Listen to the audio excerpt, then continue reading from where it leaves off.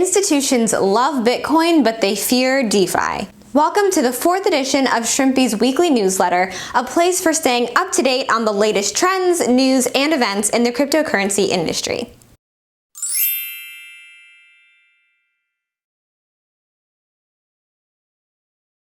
Digital assets evolve and move faster compared to any other market.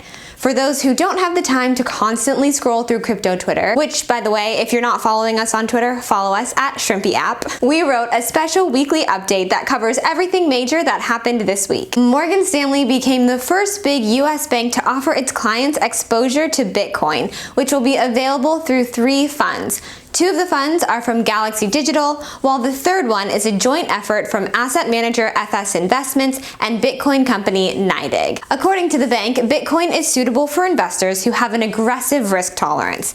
To participate in the new funds, they will need at least $5 million and have an account older than 6 months. Experts believe that Morgan Stanley's recent decision is a big step for Bitcoin's acceptance as an asset class.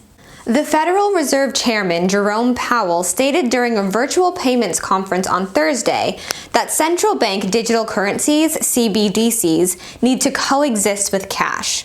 Powell believes that improvements to the global payment system must come from the private sector as well, and not just the public sector. As a reminder, the chairman recently disclosed that the central bank seeks to revitalize the digital dollar project this year. With that in mind, Powell's newest statement seems to cement the Fed's position on digital currencies. The largest retail brokerage platform announced that it plans to grow its crypto team hugely in 2021. During a video Q&A with customers, Robinhood CEO Vlad Tenev revealed that he wishes to make a huge investment and hire a ton of people for its crypto business. Tenev noted that the platform saw a spike in new crypto users, which is why he wants to create a new focus on digital assets and potentially take a bite out of Coinbase. Famous skater Tony Hawk has joined the NFT market by tokenizing his last 540 ollie. Mr. Hawk plans to sell the non-fungible token on the open market via the Eternity Chain marketplace. On his Instagram page, Tony Hawk explained that he has done the skating trick one more time and that he will never do it again. Immortalizing the move by transferring it into the NFT world, the skater will likely have a positive impact on the segment's growth. New report released by the Deutsche Bank this week, the financial giant revealed that Bitcoin is now too important to ignore given its $1 trillion market cap. Like the Morgan Stanley event, Deutsche Bank's report could motivate asset managers, institutional investors, and companies to join the cryptocurrency market. Apart from noting the importance of Bitcoin, the bank also pointed out in its report that 30% of the cryptocurrency's transactional activity is related to payments, and that 28 million coins exchanged hands in 2020. Funding round led by Silicon Valley venture capital firm Andreessen Horowitz non-fungible token marketplace OpenSea raised an astounding $23 million.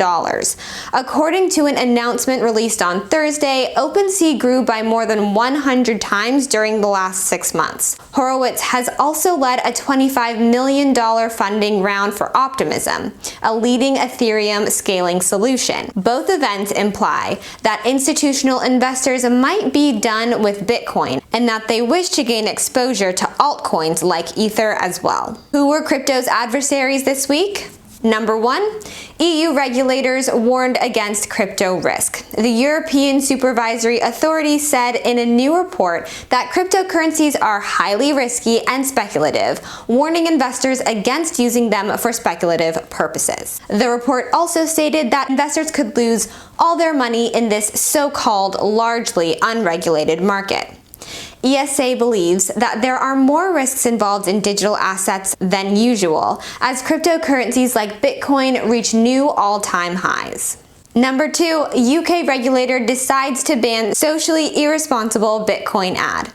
This week, the UK Advertising Standards Authority has banned a Bitcoin advertisement from crypto exchange CoinFloor. ASA believes that the ad is socially irresponsible because it suggests that buying Bitcoin is a good way of investing one's savings. The regulator also claimed that CoinFloor did not highlight the possible risks involved with investing in cryptocurrencies. Number 3, Russia's Putin plans to stop illegal cross-border crypto transfers. During his meeting with the Attorney General's office, Russian President Vladimir Putin called for closer attention to illegal cross-border transfers. A new regulatory framework for digital assets was signed last July and took effect in January 2021. At the same time, Russia's central bank became more involved with the prospect of launching a digital ruble. In its report titled Bitcoin's Dirty Little Secrets, the second biggest US lender discussed the future of cryptocurrencies and their current influence on markets. In one section, the Bank of America pointed out that while Bitcoin is the most talked about cryptocurrency, Ethereum has more features such as flexibility. Into this flexibility falls the decentralized finance market, which is potentially more disruptive than Bitcoin, according to the bank.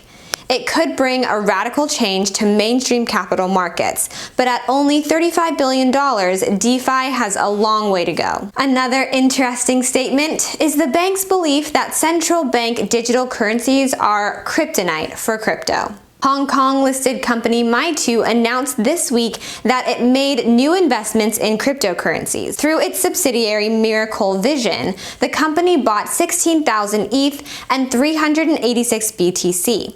This is Mytwo's second crypto investment this year, which now totals almost $90 million. Several DeFi projects based on the Binance Smart Chain were hit with DNS attacks that created an entirely new attack vector for its users. For several hours, the main websites of these projects were asking investors to input seed phrases. The issue was first reported by PancakeSwap. Later that day, Cream Finance announced that it was hit by the attack as well. Both teams have requested that the DeFi community does not access their platforms until the exploit is fixed. Bitcoin recovered this week after the Fed announced that it will support the economy as long as it takes, and that it won't increase interest rates. Kraken CEO is considering a debut on the stock market next year, either through the traditional IPO route or through an SPAC listing. Coinbase unexpectedly listed Cardano ADA after major user interest. CryptoQuant decided to remove labels for its whale alerts following community outrage over FUD. Filecoin suffered a double spend exploit on Binance and several other crypto exchanges. A survey by Investopedia showed that 60% of investors are concerned about Bitcoin being in bubble territory. That's it for today's video. If you liked it, please give it a thumbs up and comment down below what you were most shocked by this week in crypto. You can find us on Instagram and Twitter at Shrimpy App, and you can also find us on our blog at shrimpy.io. And don't forget to head to our description box to get free access to our updated white paper.